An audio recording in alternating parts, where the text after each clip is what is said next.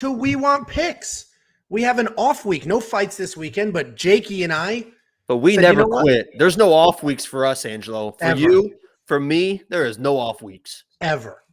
So we said, let's do an early look at the main card for UFC Vegas 44. And honestly, I'm glad. I hate skipping entire weeks. I fall out of a rhythm.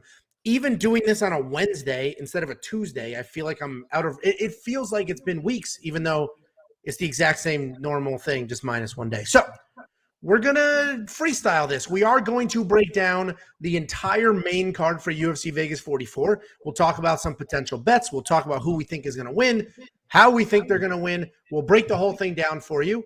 But we're going to be a little more casual about it because next week we're still doing the full card. We'll interact with the live chat. We'll hang out. Before we do anything, please go to wewantpicks.com/bets, jump into a promo, sign up. They will instantly match your deposit. And then I will send you $50 as a thank you for supporting us and supporting our partners. Jakey, coming off a great week, I'm going to brag real quick and then I'll pass over. I went 10-1 on picks. Insane. I'm going to brag. That's insane. I hit every single bet that I placed. Amazing. Up units. The streak continues. Moneyline streak continues. Women bets continue. I had a wild week, and you nailed a 4-unit blind. Patty, explain it. Patty Sabatini, my guy, back-to-back lock of the week wins. I'm telling you what, because before I was like dead serious about lock of the week, and then it started getting a little sloppy. We started just kind of throwing names out there. We were having a lot of fun with it. I honestly think that I'm going to start locking it back down. And going into the new year, we're going to get a crazy streak going because it starts back up with Pat Sabatini. We're going to finish a lock of the week with this card. We're going to find out who it is. And we're going to get this train rolling again because I haven't seen a lot of lock of the weeks in the chat lately. I've seen a few loss of the weeks.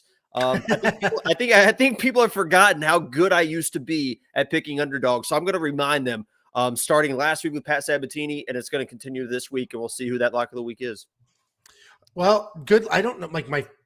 The lighting is weird on me. It looks plastic. I don't know what's going on. You look fantastic, I think. Thank you so much. You know what it is? I've been losing weight. Nice. I have not. And actually, I'm drinking because it's been a week. Anyway, real quick before we dig into this card, and I promise you we will, I was on Ketlin Vieira. I was on it all week. I put the bet on. I told the whole world to pick it. I laughed at MMA Junkie as they all went on the other side. I know you picked Miesha Tate to win, but legitimately watching that fight, when it was all said and done, did you score it for Miesha Tate? No. I had it for Miesha 3-2, I think. Thinking back, I know it was a lot closer what people thought because I think one judge might have had it 4-1 for Ketlin. Yes. But I thought it was a lot closer. I just didn't think that Ketlin was doing enough. And I honestly, if Miesha's face wasn't so beat up, and obviously there's a reason it was beat up, right? Because she was getting hit in the face. Her head movement was awful. But she was pressing for that entire fight. And some optics, some judges see those optics. Yeah. And I think that if her face wasn't quite beat up as much as it was, that she could have got a couple more rounds out of the judges. Because I think she was the one pressing forward. She was the one engaging the action. And Ketlin just really wasn't doing anything. So Ketlin is wants this title shot now, and she is a very good fighter. It was very clear that Ketlin was a better fighter than Miesha, but she just didn't show anything really. Yeah, she just really didn't. She wasn't aggressive. So if you want a title shot, you cannot fight like that if you want a title shot because that's next level. It worked for Miesha, but it's not going to work on that next level. So, well, it was interesting because she was gun shy, but she defended every single takedown with ease. And her hands were exactly where she wanted them to be every single time. So, yeah, she was definitely better. Yeah, and that fight stance, too. I think Angelo mentioned it, too. She was fighting like this the whole time, just leaning. It was so weird. It was I'm so glad you brought that up, Nbe, because I said it to, our group chat, in our text group chat, and I was about to mention it right now. It was the weirdest thing. She honestly looked like TJ Dillashaw. Bending over, big without the movement, without the movement. It was so strange. But it was this, and then it was jab, and then she was a step behind on everything. The takedowns looked miserable. I was shocked. You guys watched the recap. Hopefully, I laughed in MMA Junkie's face. I was shocked. They have 13 professional writers. Not one of them picked. Not one. Not even to be different. So let's jump into this card. Listen, the card's not final yet. We don't have DraftKings numbers. We're going off Tapology, but we are going to do the Mickey Gall Alex Morono fight because and I requested this fight because this did. is another former lock of the week, and I wanted to talk about lock of the weeks. So you can go ahead and start breaking down this fight, and then we'll get into Mickey and Alex. And obviously, we're going to do the full card breakdown with DraftKings, with Monkey Knife Fight. That information is just not available yet, so that's why we don't have it. But next up, I guess, first up, we have Alex Morono versus Mickey Gall. Alex Morono, 20-7 overall, 3-2 in his last 5. Mickey Gall, 7-3 overall, 3-2 in his last 5, alternating wins and losses. Alex Morono, right? We know him. He's interesting because I've said this before. If you watch his tape, the dude is an animal. And if you watch some fights, he looks like he's absolutely unbeatable. His striking is clean. He's got really solid grappling. He's always like positionally where he should be. His feet are where he should be. His body is where he should be. And then sometimes he'll just go out there and just be an absolute dud. It doesn't make sense. He is very hot and cold. But he started this little streak, right? He came in on crazy short notice against Donald Cerrone. Absolutely blew the brakes off of him. Then he just beat David Zawada a few months ago. So he's hot and cold. So I have to trust that he's hot, right? He's been hot 2 fights in a row. I have to trust he's hot and he'll stay hot. Mickey Gall, Jacob had him in his last fight. I think you're the only person on the planet that thought Mickey Gall was going to win his last fight. Pretty good grappler. Got decent submissions, both on top and off of his back. What's interesting about him is he feels raw. Like he feels like he's young and figuring this out, but he has been in the UFC for a while. When he gets on top, he's got good pressure, but he only has 28% takedown accuracy. Stand up, not great at all. And honestly, if it wasn't for CM Punk and he stayed on the regional scene, developed his skills, took the time, buttoned it up, he'd be a legitimately good fighter. But he was just rushed into the UFC, rushed into this spot. And it's, I feel like he's stuck competing at a level higher than he should be. To me, straightforward pick. I'm going Mickey Gall. I'm going with nope. I'm going with Einstein MMA for my lock of the week with the 5 spot. That's my lock of the week. Einstein MMA in the chat with a 5 spot. Always great info. Appreciate it, Einstein. Thank you. Very, very, very appreciate it. Did we get an alert on the screen? Did I not see it? I did not see it. And there it is right now. Thank you very much, Einstein. It's very appreciated. Yeah, so anyway, pick is Alex. Yeah, I'll start breaking this down because originally I thought I saw Mickey. I saw him as an underdog. I saw how well he looked in his last fight, and I thought, here we go again. We had Pat Sabatini, back-to-back lock of the week. We're going Mickey Gall, lock of the week. And then I started just looking more into Alex. And to me, honestly, Alex is a guy that when I watch tape on him when he fights, I feel like he should never win. I don't know why. I feel like his striking is a little bit sloppy. He's actually like a 2nd-degree black belt, and he actually openly admits that he doesn't really like grappling as in a fight. Obviously, he likes it in practice, and he likes training it because he got all the way to 2nd-degree black belt. But when he's in fights, he doesn't really want to grapple. And he said in this fight, he expects Mickey to grapple. He says, "I hope he kickboxes because if this is a striking match, Alex is going to win, right?" But again, if this is a grappling match, Alex is also a 2nd-degree black belt. He said in an interview that as an MMA grappler, as a UFC grappler, they asked Alex to rate Mickey from 1 to 10. And he said, I don't really want to put a number on it. And then he said, probably about a 6 or a 7. He's not scared at all of Mickey's grappling. Honestly, I think he probably should be because Mickey's kind of one of those, hasn't been doing jiu-jitsu his whole life and isn't like an accomplished grappler. I think he only got his black belt maybe like a few years ago or something. But he's just one of those sneaky guys that I think he is 2nd in the UFC in the division, maybe in the whole UFC with like the 2nd most rear naked choke finishes in the UFC. So he doesn't have that ability. Here's the big thing for this fight. Mickey Gall has to end up on top. He has to grapple, but he has to end up on top. If he tries to just pull guard or try to grab Alex's neck, and just so he can get in that position, because he will chase guillotines, right? So he'll chase it and pull guard to get you there. If he does that against Alex, he's going to be in a world of trouble. So Mickey's got to use his wrestling. He was a high school wrestler. He's not really a wrestler. He doesn't have great takedowns. You mentioned the percentages. 28%. He's got to use his wrestling. He's got to get a takedown, but he's got to end up on top. He can't do the one of those half takedowns. Oh, here's a neck. Let me jump on a neck real quick to try and pull guard because he's going to lose rounds. He's not going to be able to get up against Alex. He's too good of a grappler. And Alex will get taken down, right? So against Jordan Mein, he was taken down 3 or 4 times, and Jordan Mean's only got a 58% accuracy in takedowns. And then against Kita Nakamura, he was also taken down 2 times. So he can't get taken down. Mickey's got to go all in for the takedowns. And, when we'll see what happens. So I originally liked Mickey, but I'm a little bit hesitant on him in this fight because even in that Jordan Williams fight, when he got the submission, he didn't really get a takedown. He kind of hurt Jordan with the striking and then was able to get on top of him. And I think he even pulled a guillotine in that fight and ended up being able to scramble, but he's not going to be able to scramble against Alex. So my long-winded answer is I don't know about this fight, but I'm starting to lean towards Alex.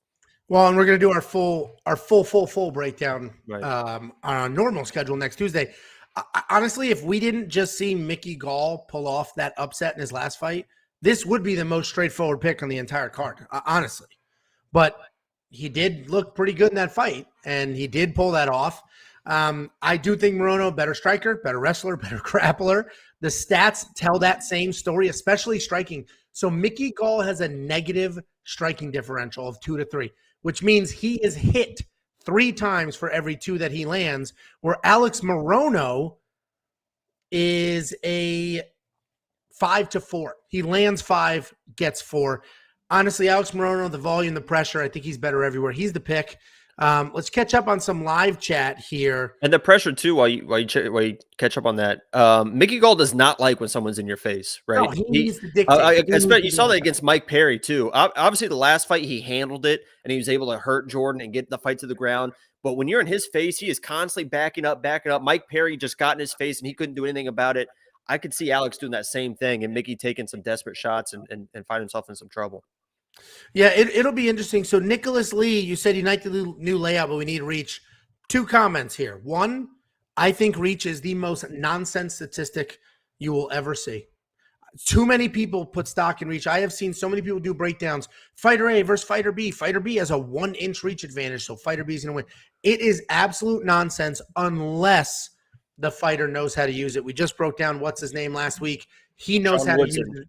Sean Woodson, long boxer, right? So he knows how to do, He knows how to use it. The reach here is 100% meaningless. Neither one of these guys know how to use it. But the second point is this graphic looks like this because we don't have the DraftKings stats. We don't have the Monkey Knife Fight information. This is a placeholder because we're doing an early breakdown. Your next point was what's the over-under? Round lines haven't dropped yet. So sportsbooks don't have round lines. This fight is not Saturday, guys. Yeah, this is next week. So sportsbooks haven't dropped the round lines yet. We do have the odds. If you like these odds, similar to the story I always tell, if you like these odds, hit them because we're still a week and a half out. They will move as people get after Thanksgiving and start to look at this stuff. So if you like one, hit it. Chris V thinks Morono by KO. It's possible. Mickey Gall is tough, and I'm closer to agreeing with Jesse, who says this is probably going to go 3 rounds. And I have 2 more points to make that are in my notes. First of all, this fight was, I guess, supposed to happen in 2019. There was like a fight that dropped from Morono, or something happened where Morono got a call and said, "Do you want to fight Mickey Gall?" And he said, "Yeah, I'll fight Mickey Gall." And the fight never materialized. So this almost happened a few years ago. And also, I watched an interview. This is very important. This might be the most important fact. This is one of those. What did that guy comment on? Jacob's strategy Jacob's system, and it's you using anything except fight knowledge. Right, and this might be the most telling thing I've ever seen in my life. So Alex Morono, in an interview, in the background, you kind of see a box in my background. He had a box laying against his wall. All right, and the box was a big screen TV. Okay, big screen TV in a box, still in the box. What does that tell me? That tells me he bought a big screen and he is training so hard and is so focused on training that he is not even, if I get anything, right, Angelo, you open it up immediately. I got a vacuum the other day. I opened it up and vacuumed my entire apartment, 2-bedroom apartment, 4th floor, top floor. I vacuumed the entire thing. This guy hasn't even opened up a big screen TV. He's focused, man. He's focused. So stupid. I'm telling you. I mean, that's just nonsense. So, real quick, Nicholas Lee again with you said Alex plus 3.5 on the cards. Here's the thing: the plus 3.5 bet, which I hit last week with Michael. That'll Chiesa, probably be like minus 400. Is you don't ever plus 3.5 the favorite, right? You plus 3.5 the underdog. It's what I did last week with Michael Chiesa is exactly where you use the plus 3.5.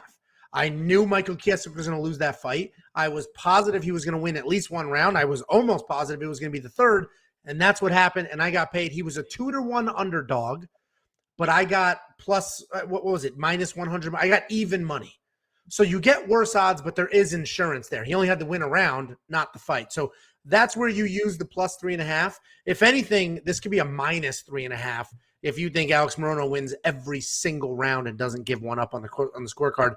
The only place you're going to get those prop bets, wewantpicks.com/bets. We have 3 betting partners.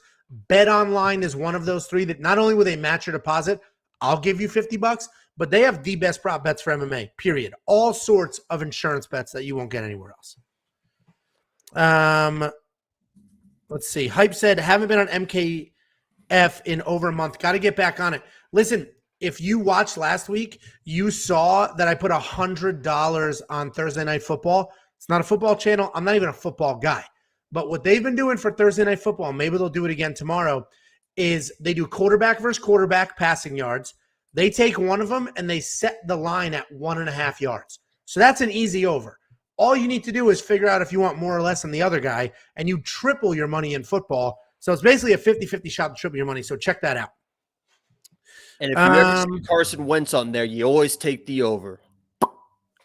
Okay. I did just watch a Park and Rec clip with Andy going on and on about the Colts. And Jacob's from Indiana. Wow. If you can't tell. Don't bring that up because that has Andrew Luck in it, right? And then we don't like to talk about Andrew Luck. That son of a bitch. Well, moving on.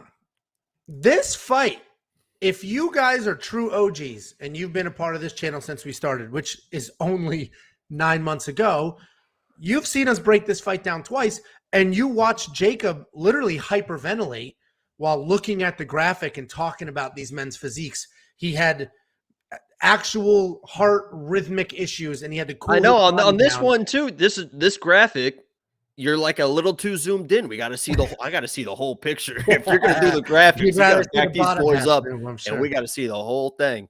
I bet. Anyway, this fight, as I mentioned, this was supposed to happen, I think, 3 times, or this is the 3rd time it was supposed to happen. We had COVID on each side of this. They're finally meeting in the middle. We have seen them fight since the original matchup, and because of that, honestly, I flipped on my pick. Because we have watched them fight independently. We watched Alonzo Menifield fight twice since they were supposed to fight each other. We watched William Knight fight twice. I don't remember who your original pick was. Yeah, well, and you're going to have to wait. And after watching both of them and seeing the improvements that they made, I have flipped my pick since the original breakdown. So Alonzo Menifield, great power. And a lot of this is going to be both of them, right? Alonzo Menifield, great power, great takedown defense. He is always looking to take your head off with every single punch. Historically, the knock on Alonzo Menifield was his cardio was absolute trash. We've seen him gas out. He was closer to first round and bust than anything. But in his last fight against Ed Herman, he didn't slow down. He went 15 full minutes, full gas tank, no issues whatsoever, with a solid pace.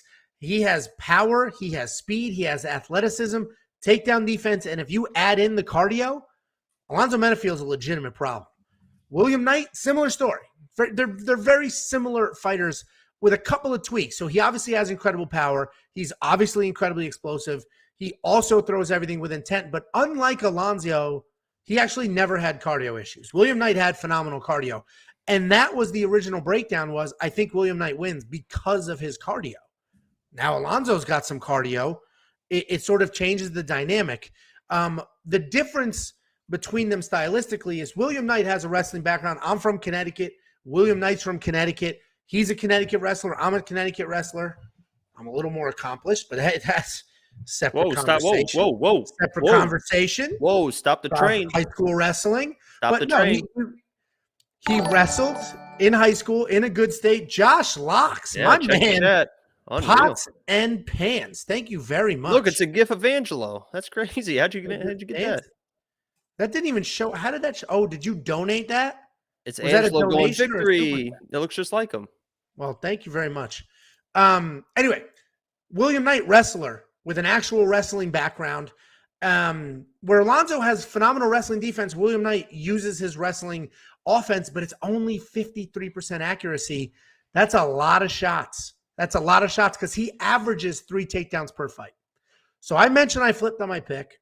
I originally went with William Knight based off of Nick Newell's commentary, who knows him, William Knight, personally and trains with him and all that, based off of his cardio. But Alonzo Menifield added some cardio. We've seen him get 2 nice wins. Both of these guys beat Fabio Charant, so that's pointless. But we watched Alonzo Menifield beat a tried and true vet in Ed Herman, and we watched William Knight get manhandled by what's his name? He was just taken down. Da Un Jung took him down 100 times, and it was a bad look. Now, Alonzo Menifield's not going to be trying to take William Knight down 100 times, but it was still just a bad look to watch him just be. He was out physicaled. He wasn't out technique. He was out physicaled. That's a problem. I flipped my pick. I'm going Alonzo. What do you think, buddy boy? Have you calmed down? Have you seen this enough where? Yeah, I told you the picture's a little too zoomed in, so later I'll have to do my own research with the other pictures that we used to have up. But here's what I have in my notes. So each fight I'm gonna have like a sentence.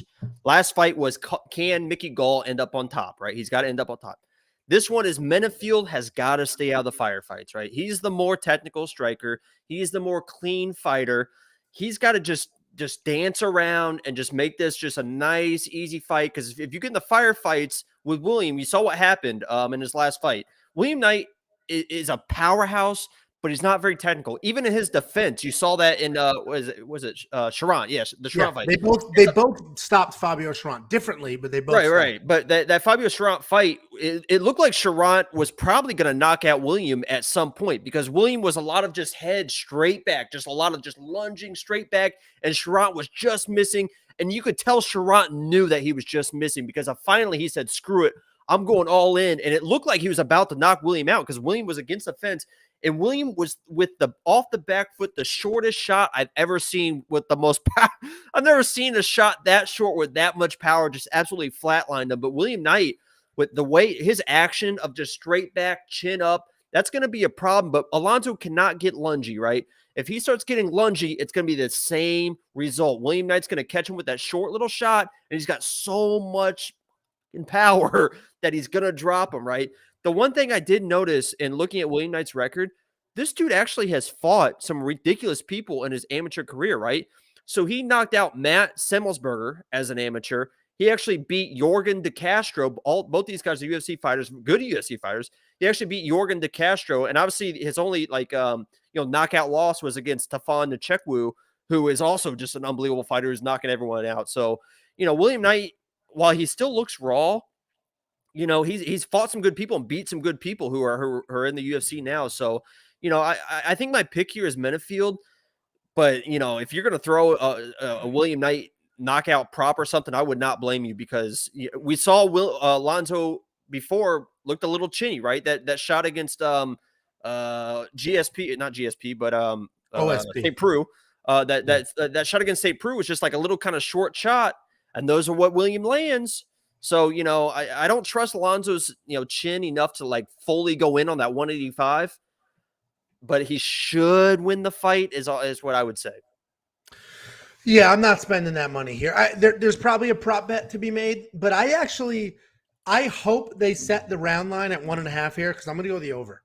I think, listen, they are both tough guys, and I think they might both be afraid to exchange. And we've seen that before. Most famously, Derek Lewis and Ngannou. Yeah, Ngannou and Derek Lewis. This isn't Ngannou, by the way. That's what this was. So yeah, I'm going to hammer the over if it's a 1.5 line. So we'll see what happens. Michael Lehrer, appreciate it. He gave us a big time shout out on the Kill Tony podcast, which frankly I wasn't very familiar with before you told us about it. But holy shit. It's like a couple 100,000 views. You wore the headband. You gave us a big shout out. That's very appreciated, especially after you and I had it out And anybody who's been here knows that I have no problem having it out with anybody. Jacob and Dan used to yell at me and be like, dude, you got to stop arguing with people. But honestly, it's just my personality. So at this point, I'm just leaning into it. I'm just going to argue with everybody. So we're both on Alonzo. You a little less than I am. How do you feel about the over on the 1.5 line? Is that something? I completely agree. I think this could be a lot of just standing around, especially if you're on Alonzo's side, right? Because obviously Alonzo knows he has power, but that last knockout by William has got to be like, oh man, that's got to be a little scary. So, and what's funny about William Knight too is because I follow him on Instagram. Obviously, I follow all these guys, all the guys, all the girls, but all the guys. His training is like. I never see him doing MMA training. It's just weightlifting. The guy, that's all he does. All he does is just weightlift. It's crazy. Obviously, I'm sure he does train. I mean, he's a professional fighter. I'm sure he's very professional about it. But it's just like every video he's posted is just like benching 400 pounds, deadlifting 700 pounds. It's crazy. He actually trains with my buddy Parker Porter, who we've had on the show before. I managed him for years. So I debated reaching out to Parker to get some scoop. But if I do, depending on what the scoop is, I have to be very careful on what I get and what I share, obviously. But for my curiosity, maybe I'll hit up Parker and see how that training's going. Yeah, William Knight can wrestle. Obviously, we've seen he's not a very good defensive wrestler, but he's a decent offensive wrestler. I do have a quick William Knight story. So any of the true OGs here, Joe, I see you. Jesse, we saw you earlier. Chris V, I think you've been around for quite a while. Nick Newell, obviously he hasn't been here in a while because his movie came out. He fought in Bellator. Now he's moved homes. His gym is growing like crazy. Anyway, Nick Newell is personal friends with William Knight. Nick Newell, the one-armed famous fighter, has a movie on him. One of our friends, I've managed Nick. I still manage Nick in his fighting career. One of our friends runs a grappling tournament, and he wanted to do like two big names grapple each other. And it was supposed to be Nick versus somebody else. And the other person backed out. Nick's like, I'll grapple William Knight, man. He's like, screw it. I'm friends with William. He's not going to try to kill me. I'll grapple him. And they wouldn't do it. That he's too big for you. He's too big for you. And Nick's like, dude, we're friends. He's not going to toss me on my head. And, I'd love to do that. So honestly, I hope that actually ends up happening because that would be a lot of fun to watch Nick, because Nick's a nasty, weaselly little opportunistic grappler, and William Knight's the freaking tank. So that'd be interesting with a wrestling background. So next up at UFC Vegas 44, we've got Brendan Allen versus Chris Curtis. This is let me just remind the people about Chris Curtis because I told Phil Hawes what was going to happen. Chris Curtis is no joke, guys. Go ahead. I'm just saying. I have that in my notes right here. So Brendan Allen, 17-4 overall, 4-1 in his last 5, and he's coming off of that really nice win over Punahil Soriano, and that's important when you're breaking down this fight. Chris Curtis, 27-8 overall, 5-0 in his last 5, coming off of that first round knockout over Phil Hawes.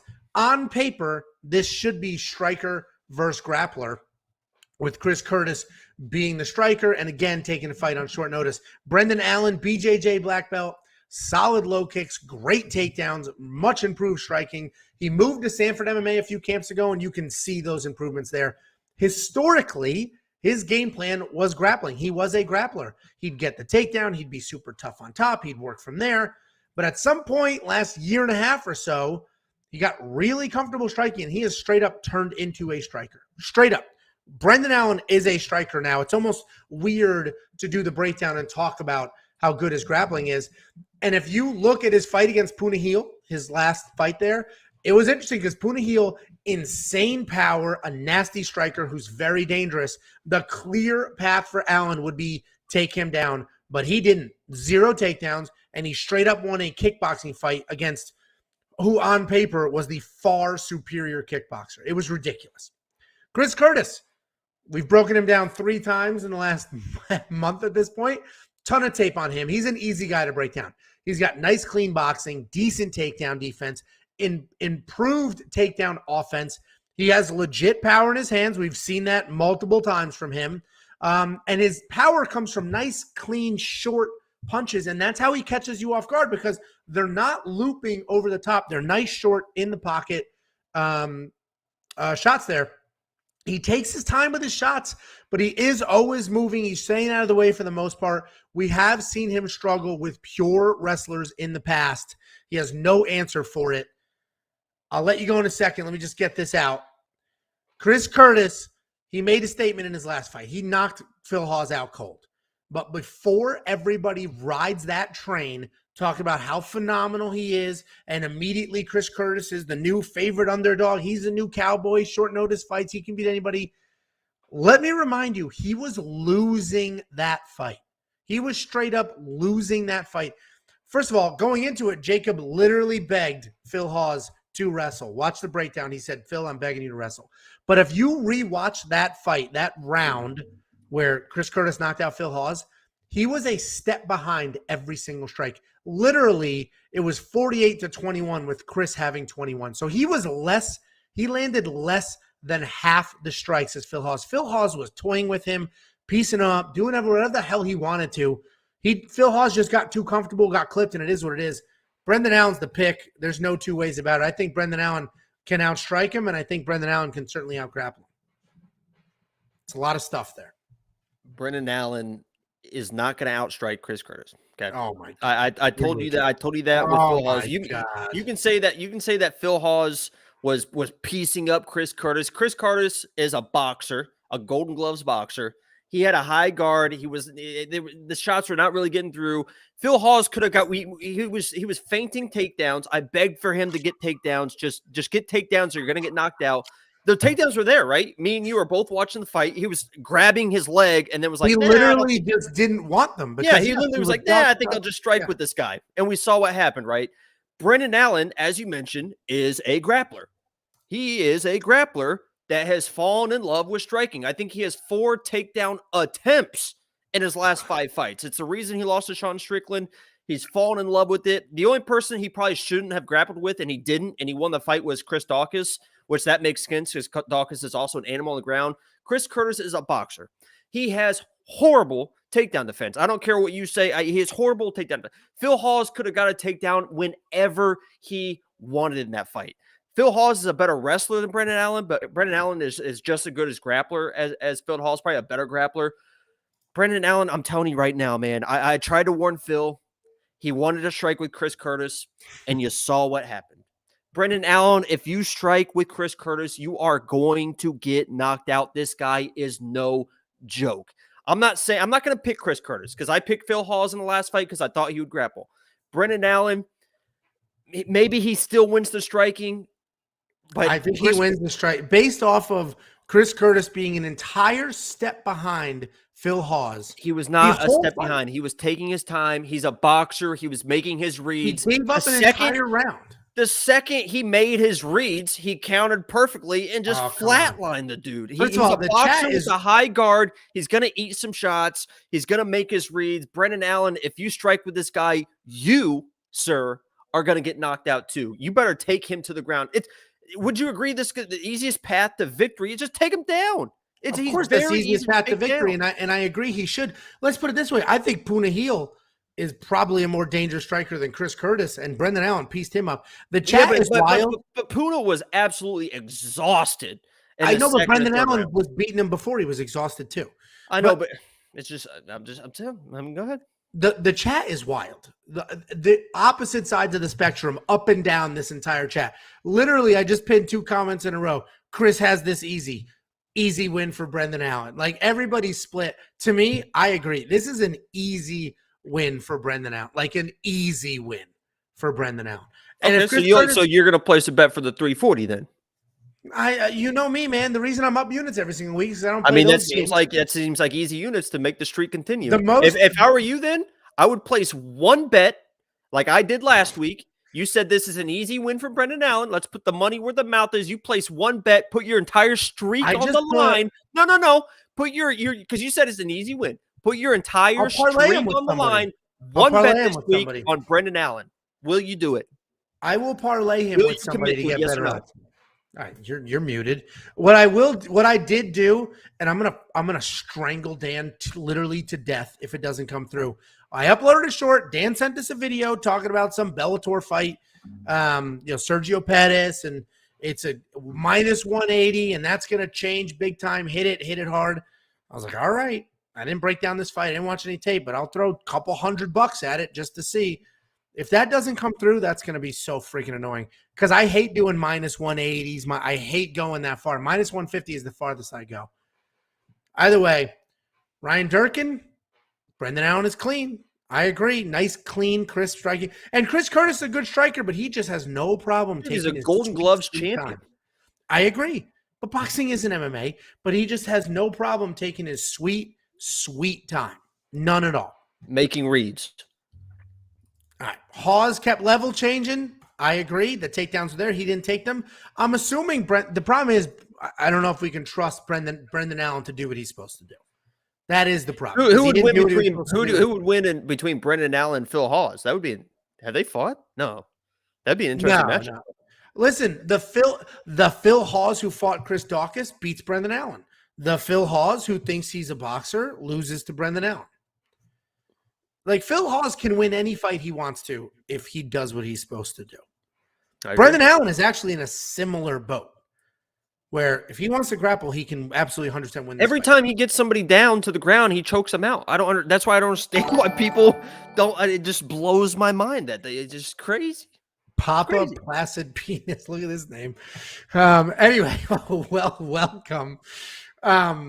Listen, Brendan Allen can get the takedowns, can dominate from there. I actually think Brendan Allen can win the striking because Chris Curtis doesn't even throw kicks. Brendan Allen lights people's legs up. So I like Brendan Allen here. I totally understand how dangerous Chris Curtis is because of that power. But come on, let's not look at the last fight where Chris Curtis was losing, got one nice punch, and then think Chris Curtis is the second coming of the middleweight division. That's absurd. Let's catch up on some chat. Allen should grapple. I agree. Josh Locks, do you think my face looks bad? You should see my hands, bro. I don't get that. What'd I miss? This is short notice. I think I mentioned that in the beginning. It is short notice. Chris Curtis. And someone mentioned too, he's a welterweight that fought Phil Hawes at middleweight and then is fighting another middleweight fight. So maybe he enjoys not cutting weight and he just stays here. If he keeps having success, he might as well.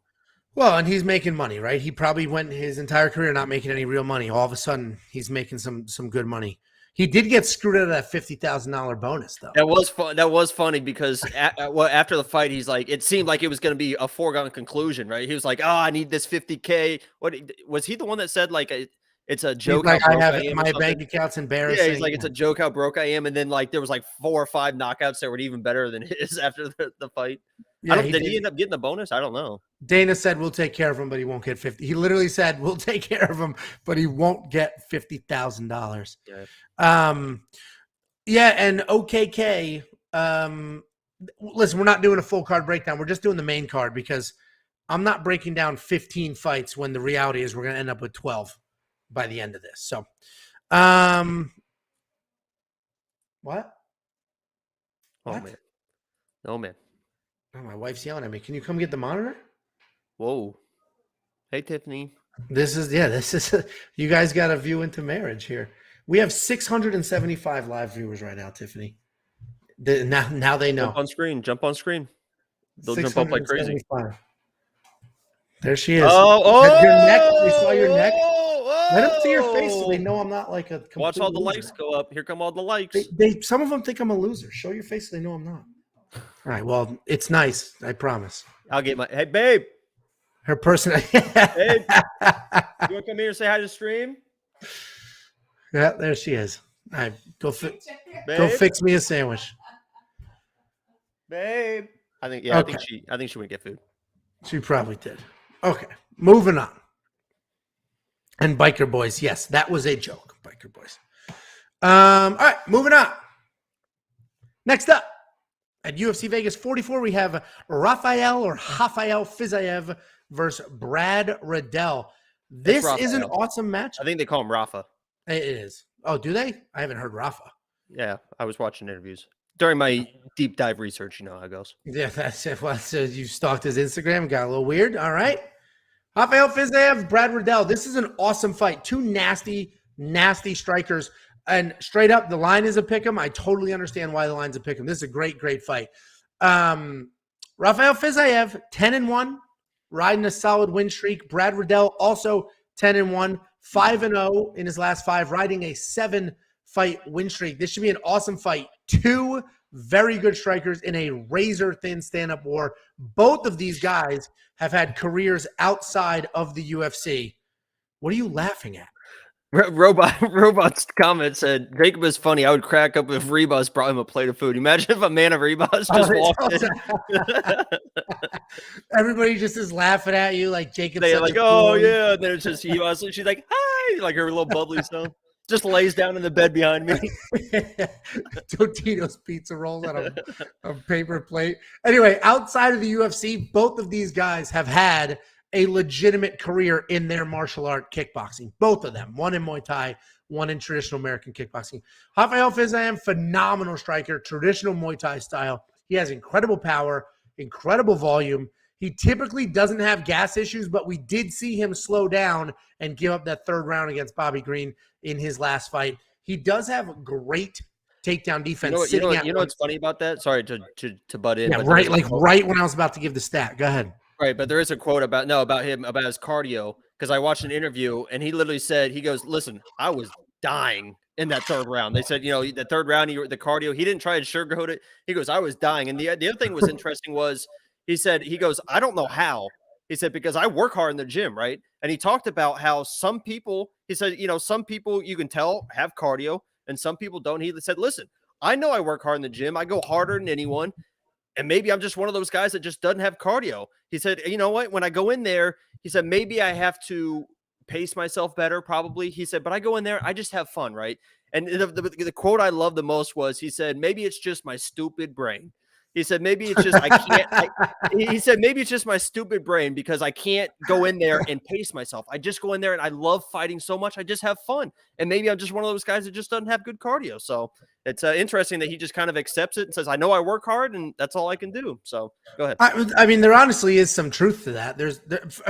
There's truth to that in the cardio. There's truth to that in just literally physique. Look at Roy Nelson. Roy Nelson never had a cardio issue. He can't be skinny to save his life. It's just not who he is. Everybody's different. Me too. I mean, anyway. Yeah, you work hard. I know how hard you work to slim down and eat right. And this is everybody thinks this is vodka or wine. It's literally a Slim Fast shake. So anyway, great takedown defense for Rafael Fiziev, sitting at 100% in the UFC. And he's got about 6-7 fights in the UFC, so it has been tested. Brad Riddell, great striker, nice volume, also big-time power. He's riding that 7-fight win streak and coming off that great fight with Drew Dober, where not only did he showcase how technical he is, but also how tough he is. Both of these guys are strikers. If we look at the stats, dig into the stats for a second here, Rafael Fiziev definitely has the higher output, but he also gets hit way more. Straight up 1-to-1 striking differential with over 5 significant strikes per minute, both out and in. Brad lands 4 to receive 3. So the more efficient striker takes less damage. Where Brad is a more pure boxer, Rafa is a Muay Thai striker. He mixes in his kicks really well. Rafael has a higher volume where Riddell has more raw power. Razor thin pick here. I am not going to argue with any human being, regardless of what side they're on here. I think I got to go Fiziev. I think his volume, the diversity in his strikes, where Brad is probably going to be waiting, trying to land a perfect punch, where Fiziev could use the leg kick, light him up, enter the pocket. Brad's got me nervous, so when the odds drop, I'll take a look.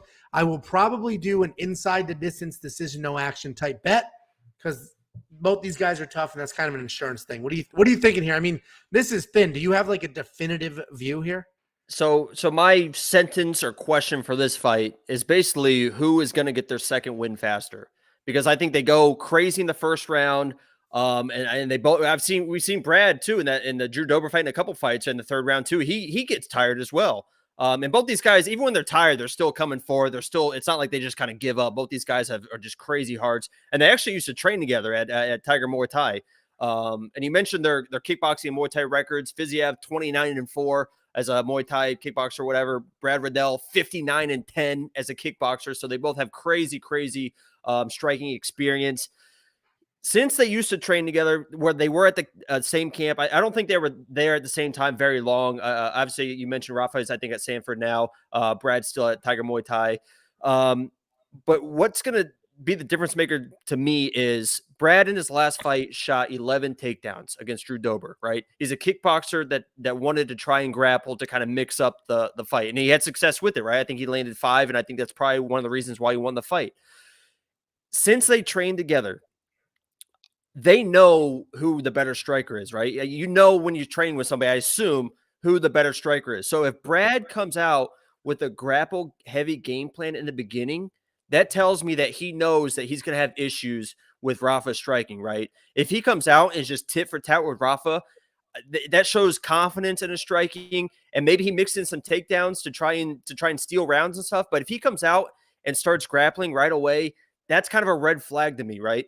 So I think I like Rafa in this fight because he gets wild, which sounds kind of weird, but in this fight, when it's so technical, sometimes you got to do that wild stuff that either steals rounds because the judges, the crowd reacts, the judges, oh my God, did you see that little crazy spinning whatever? And those power shots that don't even really land, but they look good, they look fun, those can steal rounds from judges, right? Because judges are humans too in a technical striking match. So I agree. This is razor thin, and maybe Brad comes in and grapples and gets the takedowns and wins that way. But if this is just striking tit for tat, I just like Rafa. I like his tenacity, and I like his ability to just throw different wild stuff. You mentioned with the kicks too. So my pick's Rafa as well, but this is ultra close. And there's the one thing I do want to mention too. There's a video, an ultra slow-mo video of Brad and Drew Dober in their striking exchanges.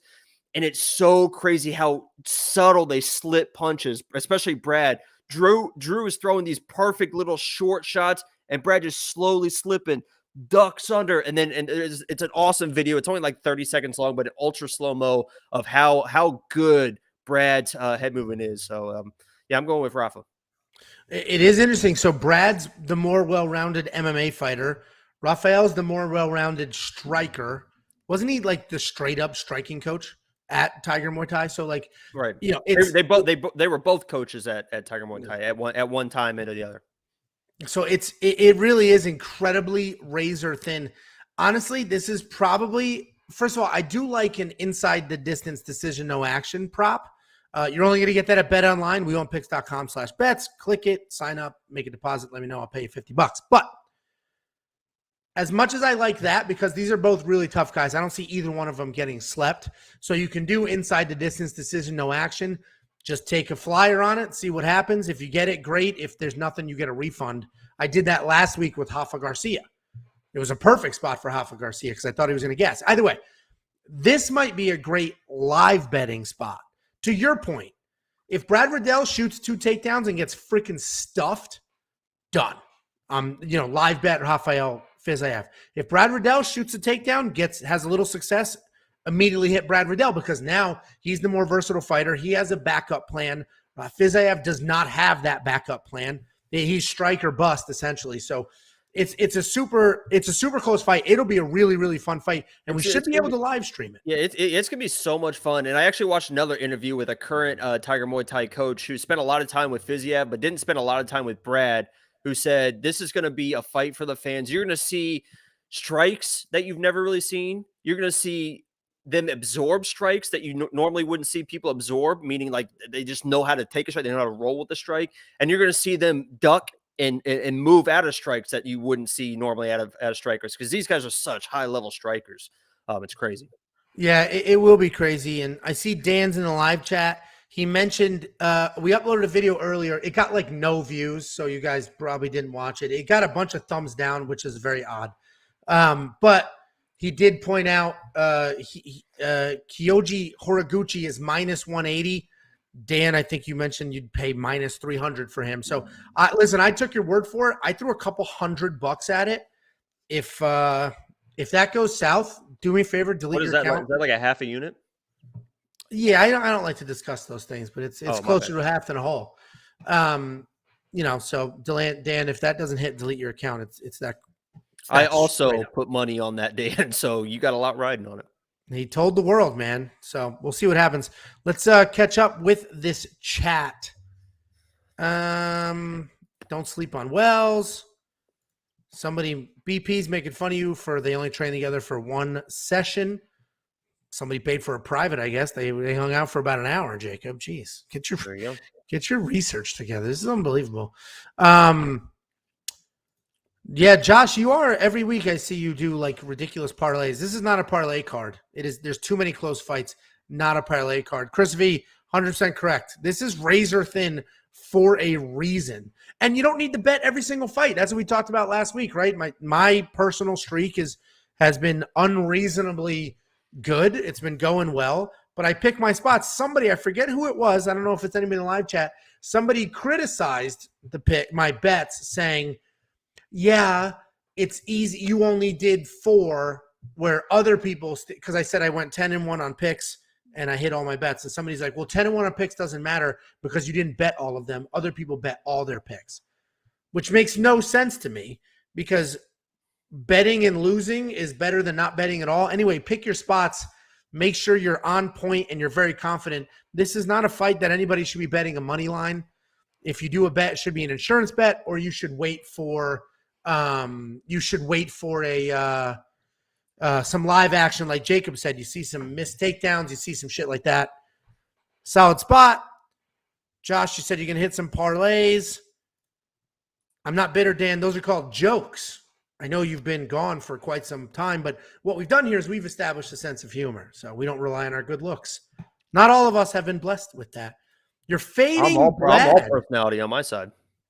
Yeah, you always have been. I'm fading Brad and KKF. Who's KKF? Who the hell's KKF? Anyway, let's move on. I don't know who KKF is, BP. Let me know. Main event, UFC Vegas 44. Dan, do you want in on this video, by the way? If you do, comment, I guess, and maybe we'll send you a link. We'll see. You got to send the passcode. Anyway, next up, UFC Vegas 44. We have Rob Font versus Jose Aldo. Rob Font's name is first. Jose Aldo, legend, former champion.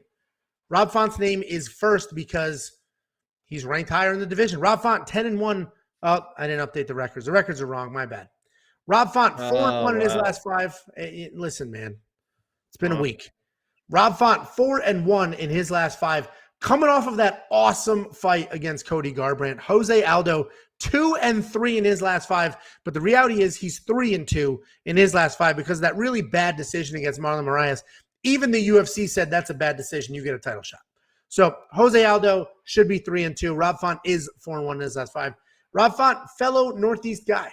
He's gritty. He's tough. He's super technical. He has solid power, a solid chin, great boxing, a great get-up game. So if he does get taken down, he pops right back up.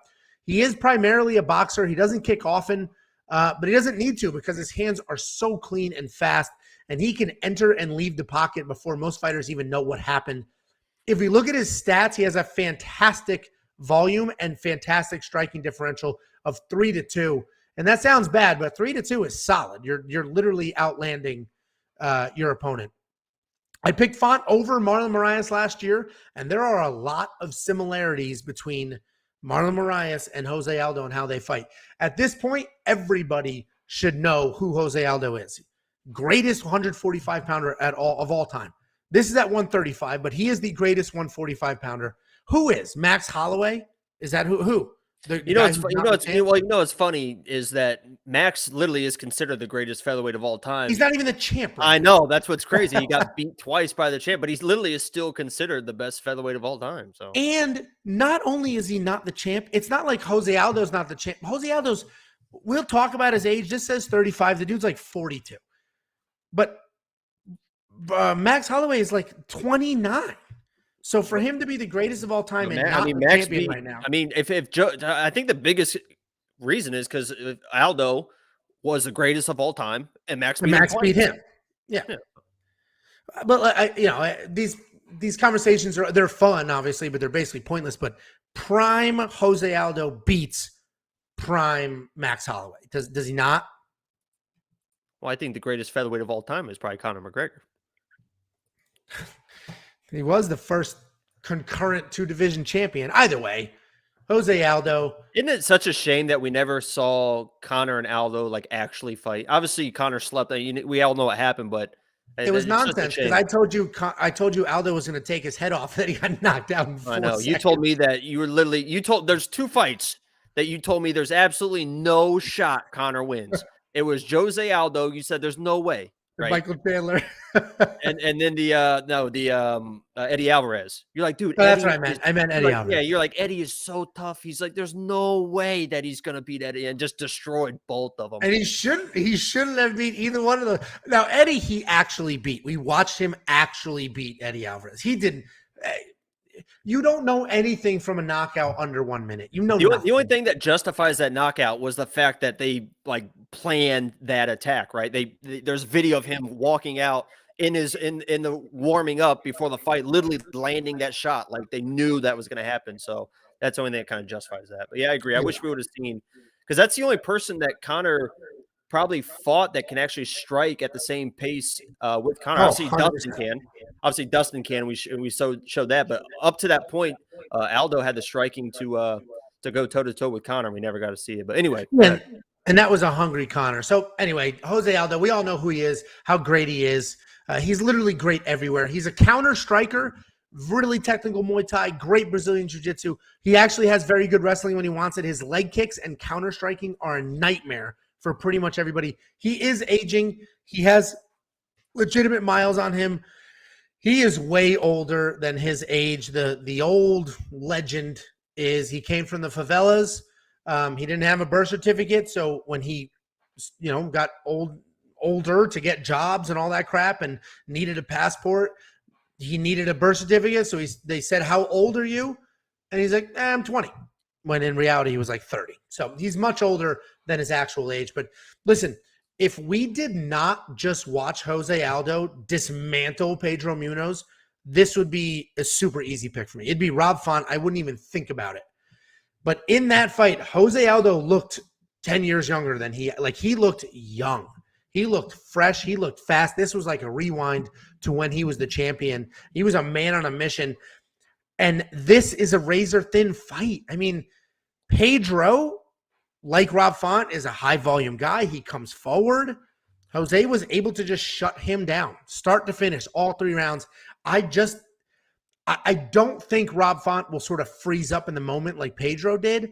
I think Rob Font marches forward. He has the volume. He stays busy. He touches up Jose. Basically the exact same game plan that Holloway did, just keep the jab in his face. We've seen Jose gas before.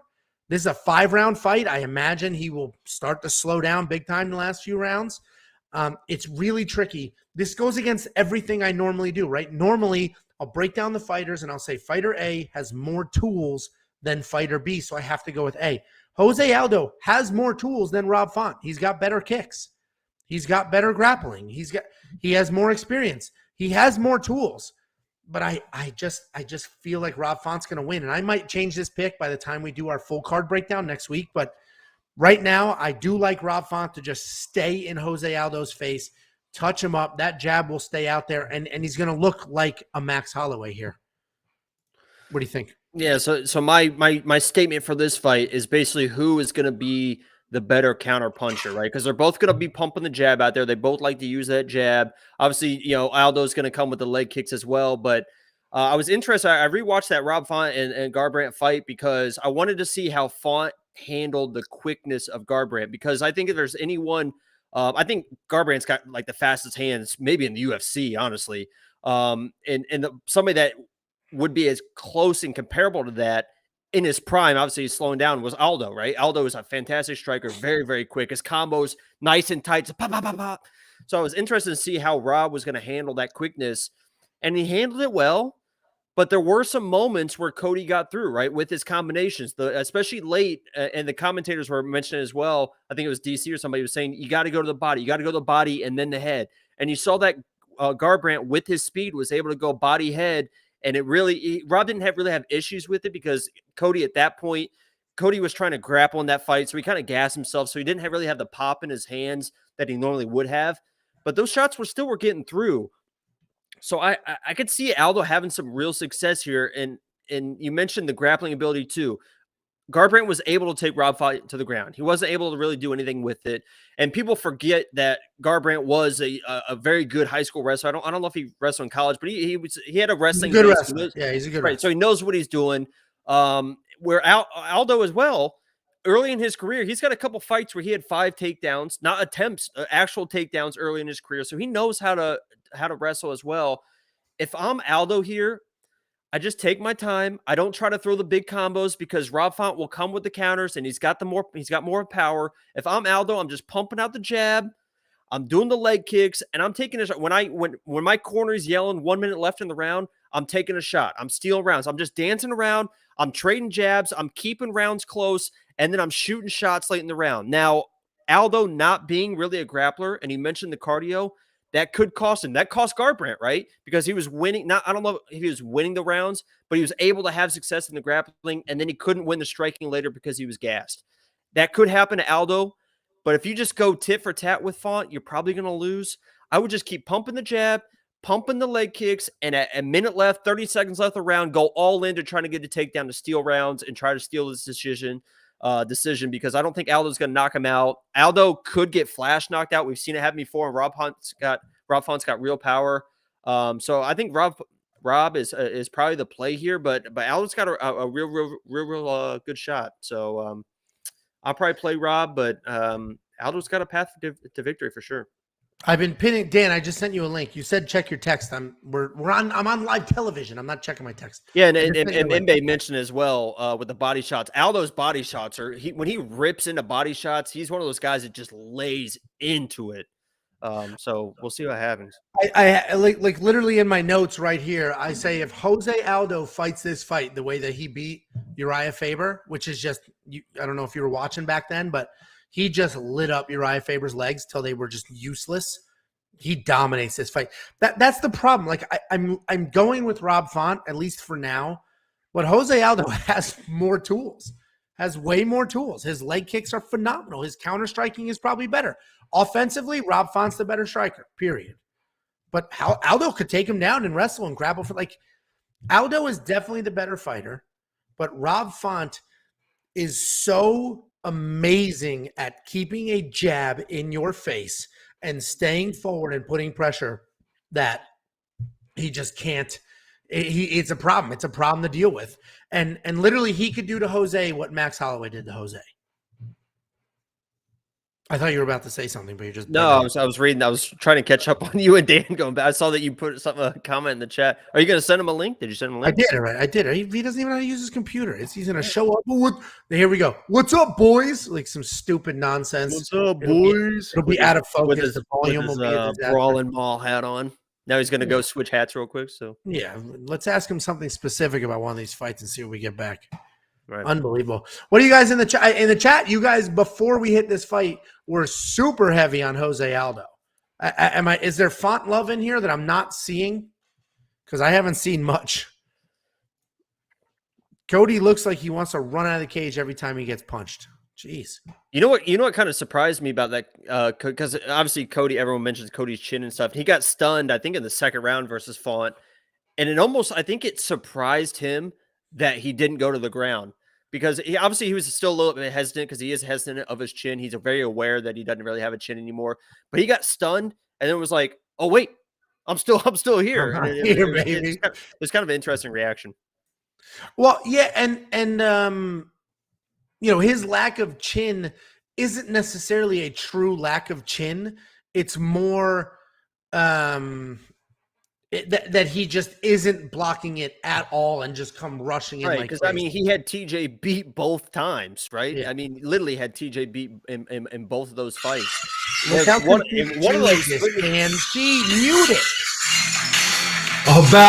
We're gonna get a copyright strike. I had to mute you. Channel's over. We're done. No, sorry. I literally had to mute you, not to be a dick. King is back. You got to shut that off. We're gonna get a copyright strike. Oh my! Guy doesn't know how the internet works. Look at how tight this guy is. What's up, everybody? What's up, boys? What's up, Dan? There it is. What's going on? Well, Dan, we just broke down the main card. You want to give us your thoughts on all the fights? No, Cody fights on the big card, not this card. The what? He fights on the pay-per-view card, whatever that one is. Who are you talking about? Kaikara France? And Garbrandt's going down to 125 too, so that's not going to help his chin. It's definitely not going to help his chin at all. Dan, you were pinning a bunch of comments. It seems like, are you picking Jose Aldo, or you just think he's super live? I think he's live. After the last fight, I thought he was going to lose. I was surprised how good he looked. I just think, listen, Rob Font is younger. He's going to have the edges and all the skills that his age will bring. He's a good fighter. I just think freaking Jose Aldo looked so good last fight that I can't count him out. I think it's going to be close. I wouldn't be surprised if it went either way, but if the odds go, they were at plus 150 for Jose Aldo at one point. I missed it. I would have jumped on that. I like him as a dog at plus 150. So Jose Aldo might be. I don't know if he gets stopped. The problem is this fight could literally go any direction. I don't think Jose will get stopped, but Rob Font could just literally light him up. Just absolutely light him up, be a step ahead of him the entire time. Or Jose Aldo could do to Rob Font what he just did to Pedro Munoz. Counter-strike the hell out of him. I was shocked. Yeah. That's why I said stylistically, this is a fight where with his age, his striking is his bread and butter, right? So he's in his comfort zone a little bit. So it's a fight where he can, I don't want to say look his best, but he can look better than some other matchups where he's going to have to wrestle. I just can't believe the dude's been fighting for like 30, 40 years and he's only 10-1. That seems crazy. It's unbelievable, his record. Can you believe that, Dan? Wow. No, Dan, or no, somebody else is doing them. Dan, we could have you do this. This is a clear grudge match. 10-1 versus 10-1. One person gets 11, the other doesn't. It's absolutely good math. That was very good math. Oh, I see your text. See, I don't check text while we're live, man. Why would I do that? And Garbrandt's fighting on 269 versus Kaikara France. We mentioned earlier that somebody in chat said KKF. That's Kaikara France. Yeah. I saw that after. But that's why I was like, on this card, what are we talking about? Well, that's an interesting matchup. Dan, why don't you, since we already broke down this card, give us some insight on that. Listen, I put a couple $100 on Horiguchi or whatever it is, literally based off of your 30-second video. Dan, I put 4 units on it, Dan. All right, so you know that a unit could be $1,000. Top team for a while. Go. So for those of you who don't know, go to Mike Brown's Instagram page. Mike Brown has continually been calling him one of the best in the world for a long time. He's been down there training. He's an absolute stud. He's been fighting overseas, so the U.S. market doesn't know that much about him. Hardcore MMA fans do, but he's a stud. He's unbelievably good, and he's fighting Sergio Pettis, who's also good, but like, I feel like I'm going to jinx it, but Sergio Pettis is good, but I don't think he has the power to put away Horiguchi, and he struggles with wrestling. Horiguchi is good everywhere. So I think the line is off. In round 1, Dan, damn it. What? I'm looking at Horiguchi's record after he made me put hundreds of dollars on him. He got knocked out in round 1. Okay. Last year. Well, I guess he avenged that loss. I know nothing about him, so. I know. That's why the line is the way it is. That's what I'm saying. That's why I put that video out. I've only put, one other video out like that? It was another absolute lock. You've been good with the PFL, Bellator, like the know-nothing, hidden cards where you get some weird lines. That's where a lot of the money is if you can get the bets in. So I saw it. So if you guys don't have it, you can go on Twitter. Bet Online has an alert where it lets you know when odds drop. So I put that on my phone. So I saw it drop. I was in the middle of something. I didn't even look at the card. I texted it to a friend who knows a lot about minus 190 now. I'm telling you, that's gonna be minus 300 before Wednesday, maybe worse. So if you haven't jumped, I hit it at minus 185 on Bet Online, and I reached out to somebody I know in Arizona that had FanDuel. It was minus 152 at the time. I hope this video doesn't screw my bet up because I put a good amount. But yeah, UFC. Was that? The person you reached out to is not in Arizona. No, I know. The person who's in Arizona has FanDuel. Oh, well, somebody you reached out to me and said, what do you think about this? Dan just asked me to do this. Oh, I didn't ask him to do it. I said, I asked him to do it for me. Yes. Yeah, yes, yeah. right. That's what I'm saying. Yeah, And he was like, okay, so.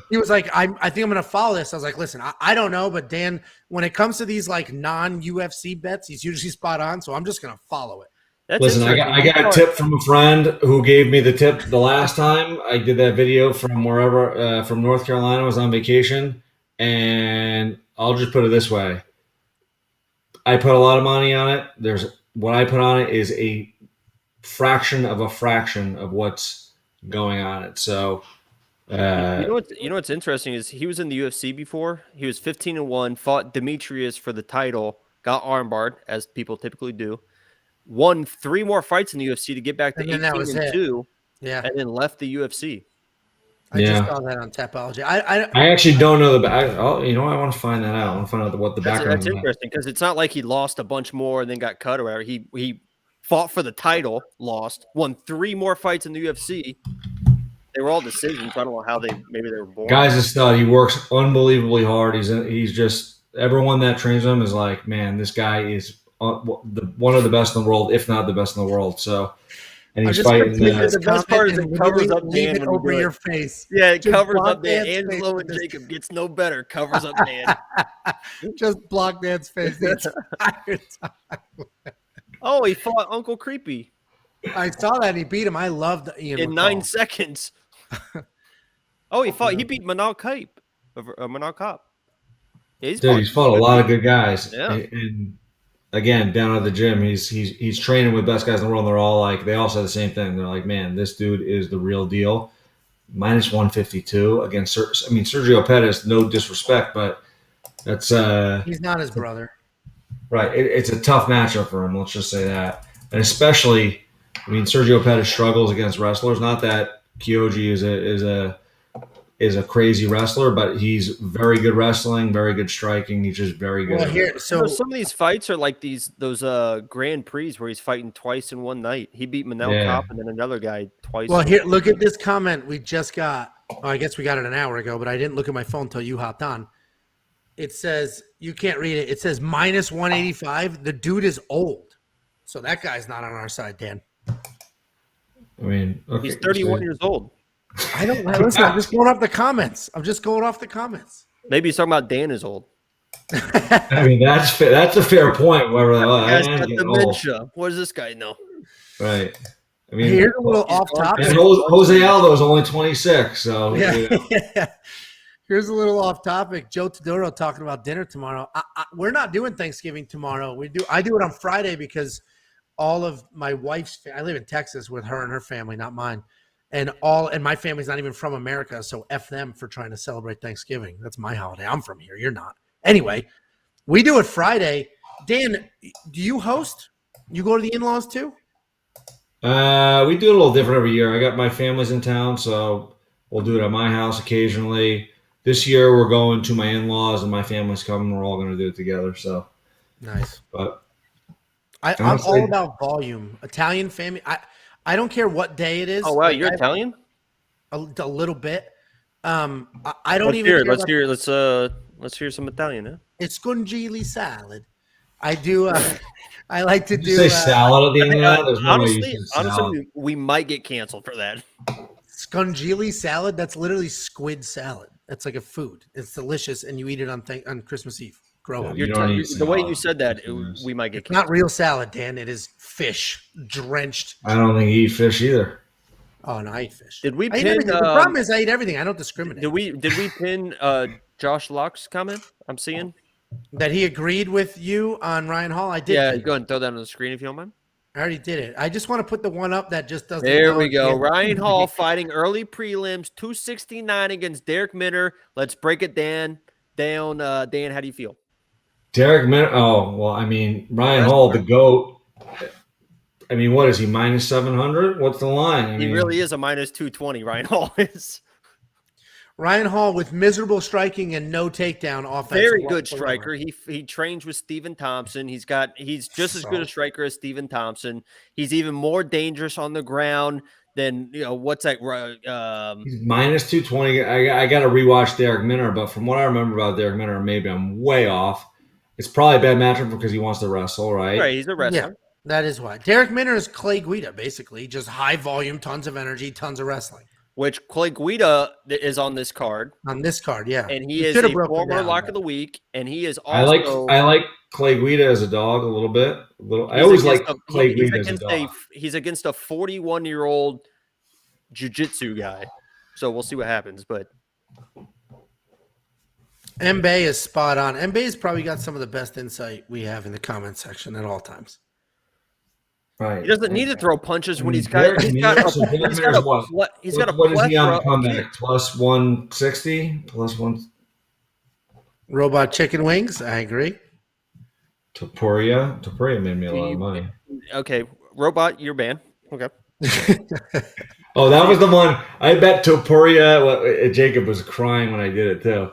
Inside the distance, I forget. I hit like every single prop and the money line. And I'm sorry, Jacob, but yes, Ryan. That was touch and go for a while because Ryan Hall was almost had him there, almost had that heel hook locked in. Touch and go. Oh my Lord. He was touched and he went. That's exactly what happened.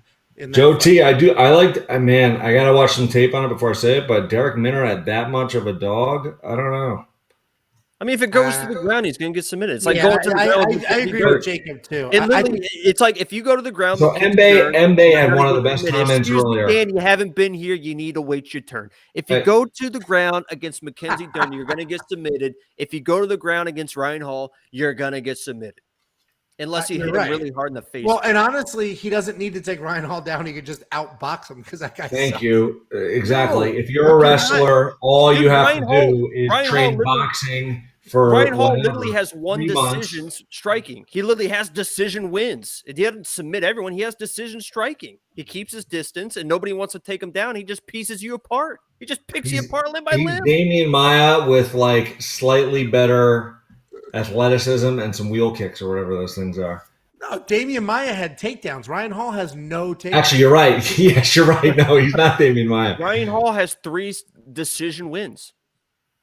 So explain that. How can he not outstrike anybody but win 3 decision wins with no takedowns? Explain that to me, please. He can't outstrike anyone, yet he's won 3 decisions without submitting people. Go ahead. I'll look up the opponents real quick, and it'll probably explain itself. But yeah, Darren Elkins. He beat Darren Elkins in a Gray Maynard. Both decisions. He beat Gray Maynard in a decision. I'm telling you. And then Artem Lobov. That was 15 years ago. And Artem Lobov. Yeah. I mean, I'm not going to lie, Jacob. Those are not the names I was expecting. I mean, Artem Lobov, the other GOAT. Yeah. I mean, I don't even know. They must have agreed ahead of time, like, hey, listen, we're both the best in the world. He submitted BJ Penn, who Angelo thinks is the greatest fighter of all time. Now he's just making shit up. No, he literally heel hooked BJ Penn. Oh, okay. I thought you were talking about. I honestly, BJ Penn was one of the greatest fighters of all time before he became an alcoholic.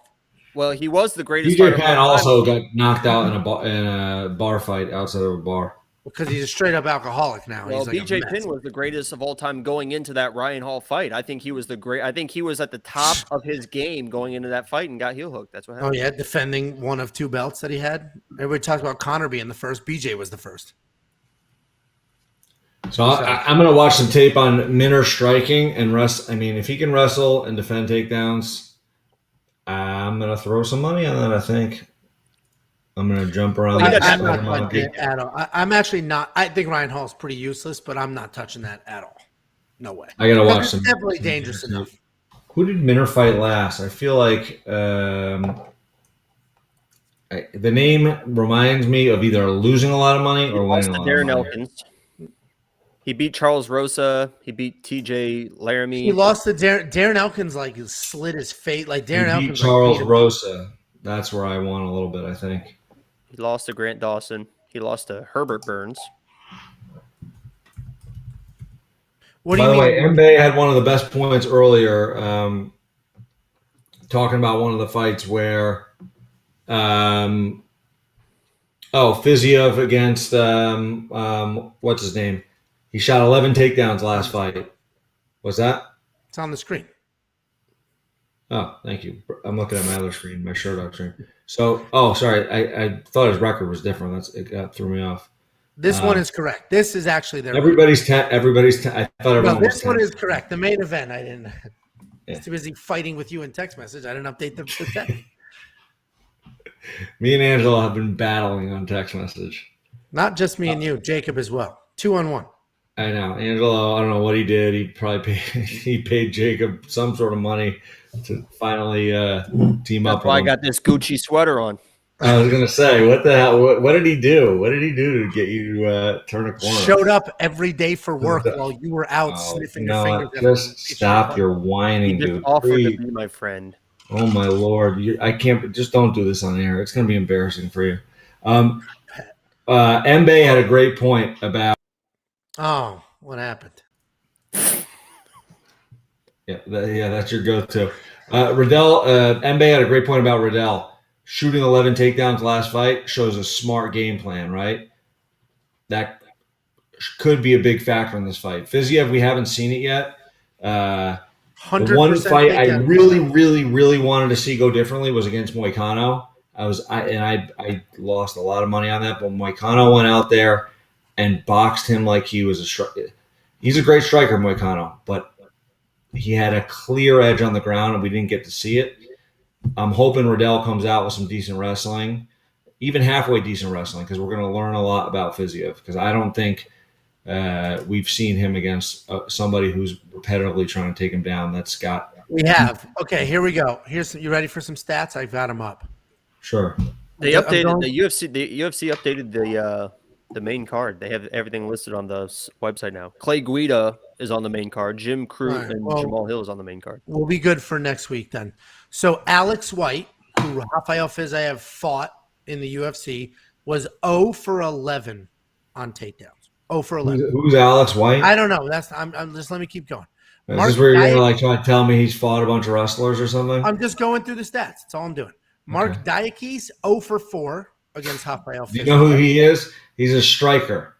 Renato Moicano, he's a pure striker from Thailand. So keep going. Renato Moicano, 0 for 1. So he's a pure striker from Thailand who was losing and then went in. And Bobby Green, 0 for 2. So he has 100% takedown defense. All you can do is look at that and say he's defended like 20 takedowns in the UFC, all 20. It's a big deal. Okay. Anyways, stats, good stats. But the reality is I don't think we've seen him against a quality wrestler. I don't know if Riddell is going to be the guy. A quality wrestler like Brad Riddell. Did you let me finish? I just said I don't think Brad Riddell is going to be the guy to show that. But if he shot 11 takedowns his last fight, like Mbaye was saying, he's probably got a game plan in training wrestling. Will it be good enough? I don't know. But I think we'll learn a little bit about him. That's all I'm saying. Rafael's at Sanford. He's getting looks. He is. Yeah, I agree. Brad Riddell was 1 for 6 against Alex De Silva in takedowns. Against Drew Dober, he was 5 for 11. 5 for 11, so less than half. And that's his last fight. So why are you laughing at that? Less than half. I mean, 5 takedowns in a fight, that's a pretty good number of takedowns. Against, he got half. And he barely won that fight. Drew thought he won that fight. I remember thinking like Brad Riddell's super tough because he took. Your stats are all great, but at the end of the day, I think we can all agree that Fiziev has not been tested by somebody with quality wrestling yet. Bobby Green, I wish shot more takedowns, but Bobby Green's also a good striker. I don't know if Brad Riddell will be the guy to do it, like I said. You know, it's interesting. I want to see him get in a fight where he's got to wrestle, he's got to scramble up, and dude, we've seen it time and time again. People who are very good strikers, look at the Glover fight. Glover took down Blachowicz, and he closed his guard. I mean, you see this time and time. Blachowicz has been a fighter for a long time. Like, closing your guard when you're on the ground is not a recipe to win. And I just want to see how he reacts. What does that have to do with Brad Riddell and Rafael Fiziev? I'm saying we haven't seen Fiziev in trouble on the ground being taken down. If we were that talking will about show us Fiziev, a lot about him as a fighter. If we were talking I don't about know how you can argue Fiziev that versus Clay Guida, or somebody who does wrestle. I agree. I would bet so much money on Clay Guida. It wouldn't. I agree. But it's striker versus striker. Brad, we've seen him wrestle. We've seen Fiziev defend every single takedown. There's too many unknowns. I said it before. This is not a fight that you would bet. I agree with Jacob 100%. Wait for the watch and bet live. If Brad Riddell shoots a takedown, doesn't get it, go Fiziev. If Brad Riddell does get a takedown, okay, all right. Then I'm actually shocked that this is an even. I was thinking the Fiziev hype they were going to make Riddell plus 130, plus 140. I think that third round scared the shit out of everyone with probably with Bobby with King Green because Fiziev looked like he was about to just die. I did these. Let me check the odds right now. I made these graphics yesterday. Because that was the one that you guys got screwed on because a judge, judge gave it 30-27 to Fiziev, right? We made the perfect bet, plus 3.5 on Bobby Green. Yeah, so it's now minus 112, Fiziev 108 Riddell. So basically the same thing. 2 tiny points shifted. Left this side, went to that side. So I don't have too much longer left in me. Anything else you guys want to say? No, I mentioned that the main card is they put Clay Guida and Leonardo Santos on the main card. Jim Crute and Jamal Hill on the same card. Didn't Jamal Hill? He's the one that broke his arm, right? Yeah. Yes, that didn't seem like it was that long ago. Yeah. So and Dan and I picked Paul Craig in that fight, and the whole world thought we were idiots. And right. Paul Craig broke that dude's arm. The good old days, Angelo. Like literally, his arm was flopping around. When was that fight? How was he fighting? That was not well. Dan was still here, so that might have been 7 years ago. Angelo misses me so much that he's angry. That was in June, July, August, September, October, November, December. That was 5 months ago. He had his arm just flopping around the octagon. That's crazy. That was Dan's last pick. You got to imagine that it got to be at least 8 weeks to heal and then back into training. What are the odds on that fight? He's way too soon. Yeah, what are the odds on that fight? Hold on. So are we doing a full breakdown on Tuesday, boys? He's plus 155. Jimmy Green minus 180. That's Paul Craig, yeah. We won a lot of money on that too, Joe T. I imagine DraftKings is going to drop tomorrow or so. If UFC finalized the card, DraftKings should drop. So we might be able to put out a DraftKings video sooner. And we need to talk about Cheyenne, formerly Bays, no longer Bays. Very interesting. I think she doesn't even I have other intel from my friend that says that she doesn't even follow JP on Instagram anymore. Is that why you're dressed so nice tonight? Dan, I did reach out on Twitter. I've had some communication with her from Twitter. It's one-sided right now, but we're hoping that she comes through, and hopefully we'll get her on for an interview. So, dude, Dan, are you working your contacts? I'm working mine. Hey, keen fight card. Yikes. Yeah, so Jimmy Crute's on the main card, Clay Guida's on the main card. So 2 of these fights we broke down are not on the main card. Clay Guida deserves to be on the main card. That guy's an absolute rock star. 100%. Oh, yeah, Leandro Santos. That's who he's fighting. We broke that down. Leandro Santos looked phenomenal in his last fight, didn't he? He's 41 years old. And with a wild win. He's just a jiu-jitsu guy, right? But he's a minus 190. Yeah, against Clay Guida, I did send the text. Clay Guida's got like 10 submission loss. I think he's got like 20-some losses. I think 10 of them are like submission losses. And Santos is like no joke on the ground. That's right. Santos hadn't lost a fight in like 11 years, and then Grant Dawson just knocked him out. And he's Leonardo Santos, yes, is the guy who came back. He looked good, and then he gasses hard, right? He's old as shit. Yes, Grant Dawson knocked him out with oh my god, I remember that with like 1 second left. Right, literally 1 second left. Yep. Yeah, 4:59 of the third round. And he was losing. He potentially was going to lose that fight too. That was his first loss since 2009. Yeah, it was a wild streak he had going there. So, well, we'll break it all down on Tuesday. Clay Guida is heavy plus money on that. I'm telling you, he might be another lock of the week. I'm taking Clay Guida on that all day. Another guy. He doesn't need to go to the ground. His striking against Michael Johnson looked solid. I mean, he wrestled a lot, but he stood in the pocket. He landed some exchanges, and Michael Johnson, I think, was ready for that fight. And he Clay lost that Guida split looked good. decision versus Mark Madsen, but I thought he looked good in that fight too, because Mark Madsen was supposed to be a killer. And I think he had Mark in trouble, right? Didn't Mark like gas and stuff? He couldn't get the takedowns. Dude, if Santos doesn't get some sort of sub in the first round or first half of the second round, I think it's the Clay Guida show all day after that. He could get subbed, but I don't know. I think he's gonna win that fight. Yeah, well, we'll have to do some research and take it down. Yeah, that was a split decision against Mark Madsen. So, Right. All right. Well, it's 10 o'clock my time. You must be tired, Danny boy. Anything else you people want to add? Nobody's working tomorrow. We can go all night. Yeah, what's the rush? It's bedtime, guys. Oh, Wow, okay. grow up. We finally have Dan here, and you just want to cut it off. That's crazy. Well, I mean, it's just, He's making sure that your timer doesn't go up. He's trying to keep the timer down. right. You got to limit it. All right, go ahead. What do you want to talk about, guys? Go ahead, Dan. What do you want to say? Go ahead. All right. I'd like to kind of dig into Joe's comment about why they split is kind of interesting to me. I'd like to understand. It doesn't sound like Did it's he a good say reason. why? He said that it's not a good reason. Maybe somebody cheated on somebody. If she got cheated on, that's a quick rebound for me. There's no way I'm a nice she got. guy. Cheyenne. This is where she comes in right after and brings food to Jacob too from the other room. Yeah, happy Thanksgiving, everybody. By the way, Happy Thanksgiving. Joe T, you doing big DraftKings tournament this weekend or next weekend? Sorry, I've been playing around with that multi-entry in the big tournament. Dusko. And Joe, you can't tease this nonsense. If you heard something, say what you heard, dude. Come on, man. You don't have to say from who. Just say what you heard. Yeah. It's because JP Bay's Mbaye said it's because JP keeps losing. Yikes. Ouch. I was gonna say. Hey, listen, that actually works out good because if she only likes winners, there's nobody who wins more than me. Right? I just stay winning. So if she wants to be with a winner, here I am.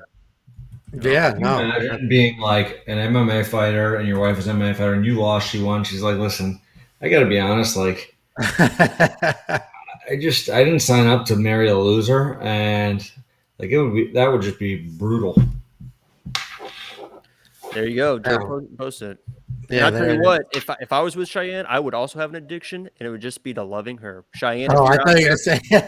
I would Joe keep breaking this like an insider. I won't go into full details. I know, like it's his cousin. I will appreciate it, Joe. He had some kind of bad addiction he couldn't get off of. Tried to tell him to get help, and you want help, hey. Who knows? But he was. There's a crackhead. He looked great in his last fight up until he didn't, honestly. So, good for him. All right, guys. Well, we'll be back for a full. I mean, it might be a 14-fight breakdown. Hopefully not, honestly. Those are hard. But it might be a 14-fight breakdown. You know what else is hard? What, Dan? Oh, what, Jacob? What's hard? What's that? No, go ahead. I mean, where they're training. There's some really close. There's some really the Bayes family, by the way, because they both train at the same place, right? It's got to be awkward. I'm sure. Yeah, I'm sure they parted ways, and she's now probably the moneymaker. So, arrivederci, JP. Arrivederci. He's South African. Is she too? I don't know. I don't know. Let's find it out. Let's. What kind of research, man? Here we go. Does she have a wiki page here? Oh, she does. Born in St. Petersburg, Florida. Here we go. This is interesting. Oh, Mbaye's calling you out. What about Amanda Hebas? I was going to say the same thing. You know, you move on pretty quickly, Jacob. Well, I've reached out to Amanda multiple times on multiple. She sent you a video. She's waiting to hear from you. Well, Dan, I don't think she is because I've been trying. Trust me, I've sent her videos. I mean, Jake, I don't want to give you advice with women, but like, you know, you can't just do the internet. You got to come to Florida, show up at the gym with flowers, and you know, I think that's how you show you're serious. She's definitely honestly, that'd be some solid content, Jacob. Following you from the car through the front doors. She's in Brazil. Through the holiday flowers. She's in Brazil, and I would get destroyed in Brazil. They would kidnap me. You look like you could pass for Brazilian. Yeah, Think so? he With the is. cheetah print, I blend in. Throw me in the Yeah, Amazon. I'm good to go. you and Paulo Costa, same shirt. There you go. Same physique too, honestly. Similar You should, height. Jacob. You should come down here to ATT. I swear, I won't tell a soul, and we'll just film you walking in, trying to be like, "Hey, I'm here to talk to Amanda. She sent me a message, and she knows I'm coming, and just see what happens." She would instantly act like she did not know any English because she knows a little bit English. She'd be like, I don't know. Dude, that you wouldn't get past the front door, but that's what I want to see. I just want to see. Who mans the front door? Is it Puma? Depending on the time of the day, it could be very funny, depending who was there. It could be very funny. Because it's Oh my not open God, to the public Cheyenne, yet, when right? she was 17, she got expelled from high school for fighting. Ooh. So her family decided to let her start training full time. There you go. That all worked MBay's out. got a good question. What do you think about Hooker moving down to 145? He looked good. That's the crazy part was because I watched the video of him stepping on the scale and making that practice weight and stuff, and he was like thumbs up. Didn't look like obviously he was sucked out, but he didn't look like the craziest like weight cut to me. Like Connor going down to 145 was like skeleton, and he's a bigger dude than Connor and didn't look half bad at all. So it might work out for him.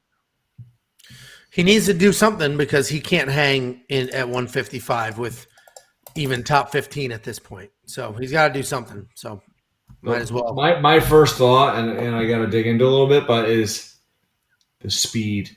The 145ers, man, there's a speed difference that I think is going to be a problem for him. Like, he might be bigger and stronger, and that was like the old school way. Like, oh, let's cut more weight, we'll be bigger and stronger. Yeah. But when you're in the lower weights, man, the quickness and the speed. And it's not like he has overwhelming doesn't power. matter. He's not like a huge power guy. So it's not like he's going to transfer his power down, just start knocking people out because he wasn't knocking people out before, really. Right. He's a long, rangy fighter who's good and tough. But those guys, man, their footwork, they're in, they're out. You know, I don't know. We'll see. I personally, at first glance, don't think it's a good move, but I get why he's doing it because he's kind of hit a dead end a little bit. But He literally has to if he's going to. Otherwise, he'll turn into Cowboy and lose a whole bunch, and then what? Because he's willing to fight. And it's almost a problem when you achieve some success because then you're stuck fighting that level of competition. And he just can't hang. I don't know his true weight. Like, he may have his whole career been like, oh, it'll be easy for me to make 145. But if he's stretching it, like, I don't think the benefit outweighs the risk. But you got to figure, like, if he was a bigger 155, he'd be like, all right, let's go up to 170. That's the easy. I feel like those guys end up doing better when they move up, right? Like, yeah. But like Darren Till, he moved up, to 185 and just started destroying everybody. Well, and maybe Chris Curtis. Obviously, different weight classes, bigger jump, but dude went up to 185. You know what's funny about speaking about Darren Till? This is dude, what is in Chris Curtis's? I'm probably actually going to say something. What's up with his cheek? Is that there's some? He's got something going on. I have no idea. I don't know. I was going to make a joke, and then I realized like he might actually have some. So yeah, no, I think it's just like a weird angle and just the way he's got his. Dan, oh my God, Josh Locks. Send him. Look, to he's got another sensitivity gif training. of Angelo there. You see that, Dan? Oh, look at this, Josh. Appreciate it. $20 from Josh. Josh, you're the man, bro. Look, it says Appreciate it very Angelo much. sliding on the floor on his knees saying "goal." There's Angelo. with the headband on. Character sliding on his- Look at that. I'm pair character. Yeah. Do All you right. tell me that doesn't look like you? Dan that doesn't look like Angelo right there? I'm delicious. Did you fruit. just say that I wrote sheesh? Yeah. Did you you not sheesh. write sheesh? No. Okay, Dan is just learning how to use his computer today. I don't even think I typed what? Wow. You didn't just Josh, thank you very much. That's your second one this show. Appreciate it very, very much. Josh, you're the man. Fuck I this mean, sheesh, Dan, bro. you think your computer just wrote that for you? What's your theory on how Yeah, what's sheesh going was? on I here, don't man? know. What do we Maybe do? I wrote something else and it auto-corrected to sheesh. Your computer was like, Jesus, Dan. And then it just Sheesh. Hold on, I got the iPad here. I got the computer. I got the screens. Yeah, I got the full setup, Angelo. All right, I'm high tech over here. Nobody works harder or cares more than Dan. What'd you guys say about Brendan Allen? Other than minus 340 is ridiculous. I hope you said that. No. I'll tell you what Angelo said. He said this is an easy fight for Brendan Allen. Yep. Yeah, but you gonna bet minus 340? That's what I said. Nope. So I said, so this, tell me this isn't the perfect situation, Dan. He said that Brendan Allen this is an easy fight for him. So I said, listen, you've had this great money line streak. You think this is an easy fight for Brendan Allen? So why don't you put all the money where your mouth is, put the streak on the line, and make one bet this week But that's and make it stupid. Brendan Allen? That's what you do, which is why you don't have a streak. I have a streak. I am on a one streak. Pat Sabatini. No, We're if streaking. you total up all the bets from last We're weekend, streaking. no. We're But going I do streaking. think he dominates. Maybe I'll parlay him with somebody. Maybe I pray to I'll God parlay you him. put him in a parlay if you think it's an easy fight. I pray to I God just you gotta do. check out the rest of the card.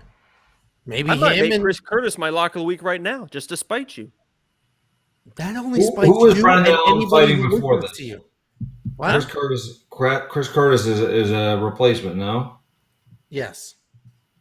Who was he fighting before this? I saw it pop up, and I remember thinking, like, I'll figure it out. Here we go.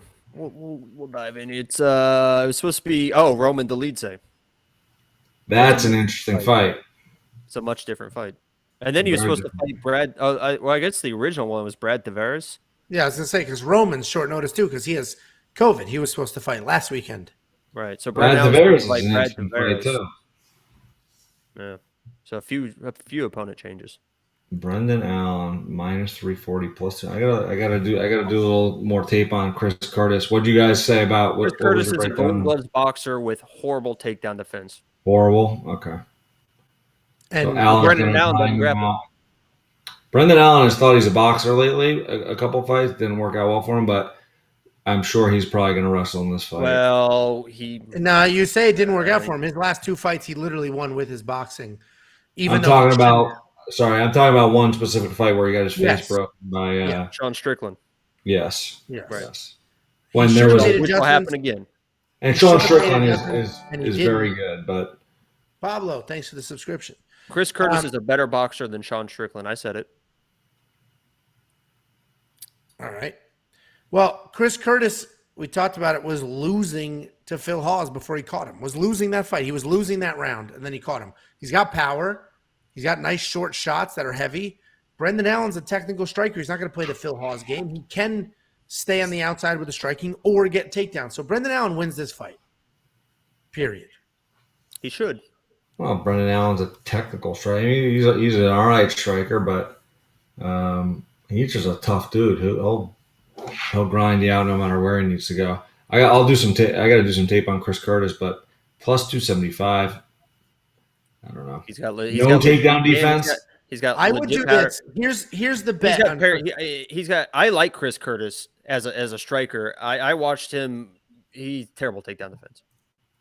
Yeah, that's the problem. Even Yeah, against, and we mentioned against that Phil Hawes fight. Phil Hawes could have got a takedown whenever he wanted. He was in on the leg, grabbing the back of the knee. I think he even grabbed an ankle at one point and just let it go.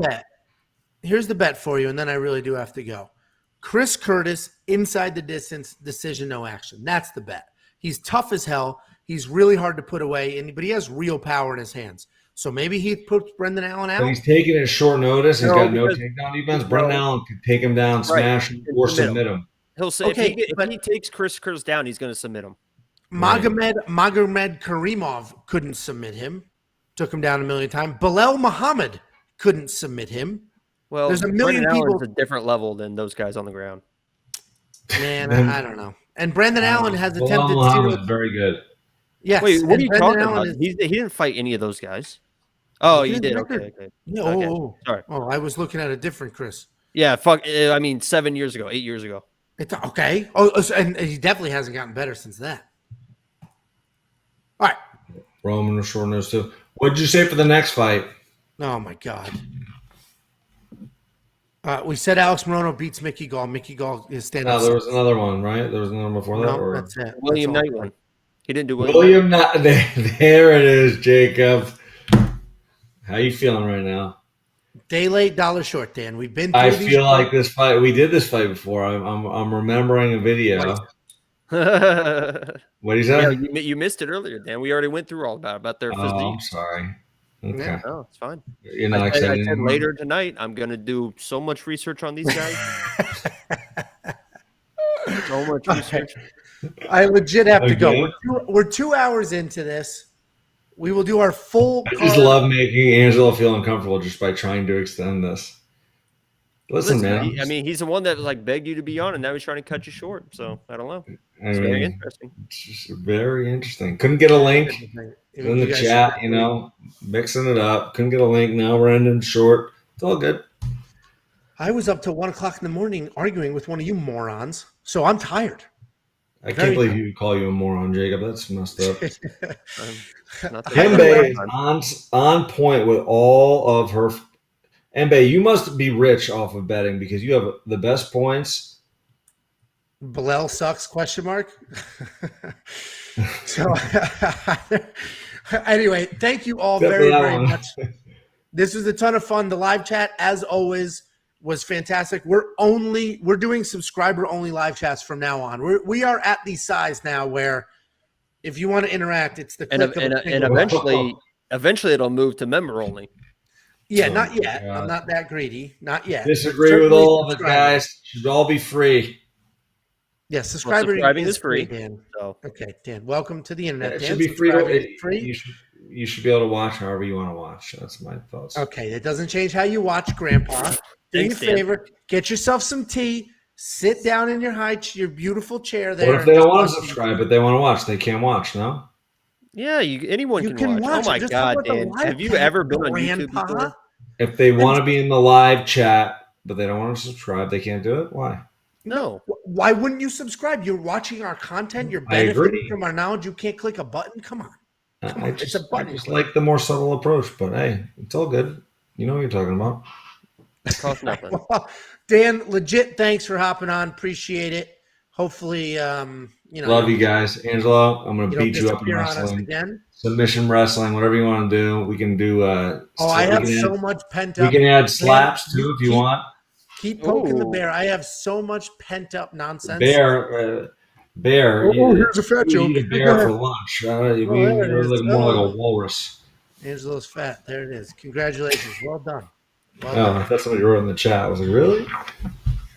Oh, I thought so. Yeah, it's like somebody wrote that in the chat. They are banned. Dan, Jacob, ban them. Anyway, honestly, thank you all very much. Jacob, as always, every single week, just putting in the time, really showing your value, your worth, just putting it in, just being here, a man of your word, solid insight, never miss a show. I really can't say enough. And never missed a pick. Dan, thank you for the guest. Never missed a pick, too. Jacob is right about that. Undefeated, undisputed. Thank you for the guest appearance, Dan. It's always nice having strangers on every now and then and getting to know people. Nice to meet you, Dan. It's great to meet you. Nice to meet you. Hey, Jacob, nice to meet you. I like your sweater. Thank you. It's Gucci. You can't afford it. Love you guys for real. And on the text message, we'll get back to business. All right. Well, no joke. Appreciate it. Everybody who joined the chat, appreciate it. You guys, awesome. You enjoy your Thanksgiving tomorrow. I'll enjoy mine Friday, and we'll sync up next week. See ya. Angelo does it on Boxing Day. He's Canadian. That's the day after Christmas, you muppet.